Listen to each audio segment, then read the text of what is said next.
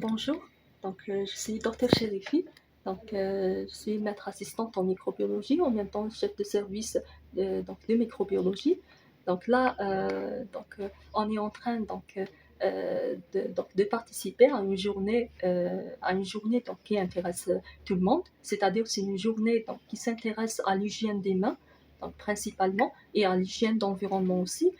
À travers cette journée, ou bien à travers carrément de la communication que j'ai déjà présentée, il ressort que les chiffres de résistance sont toujours en augmentation. Bien sûr, donc il y a des chiffres qui sont rassurants concernant surtout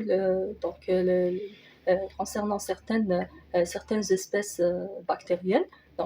Déjà, par rapport à la flore, à la flore hospitalière, donc c'est une flore qui est constituée par plusieurs espèces bactériennes, donc à savoir les bacilles gram-négatifs, donc qui sont les plus majoritairement incriminés. On a aussi des coccigram positifs. Donc là, pour ce qui concerne les chiffres de résistance, donc on a principalement les molécules de dernier recours qui sont atteintes durant les années dernières. Surtout par rapport à l'année 2024, où on a enregistré bien sûr des résistances concernant ces molécules de dernier recours, telles la vancomycine et la colistine. Aussi,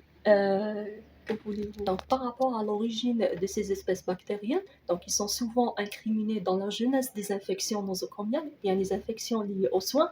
Donc, ce sont déjà des espèces qui proviennent soit de la flore propre au patient lui-même, ou bien les flores carrément d'autres patients, ou bien carrément des soignants, donc c'est-à-dire les médecins et bien sûr le personnel paramédical, tout le staff participant aux soins des patients.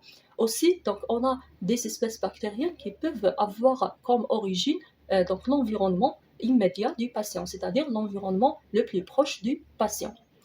Alors, pour incriminer ces espèces, il faut bien sûr un vecteur qui va permettre que ces espèces vont s'installer sur les foyers infectieux de ce patient.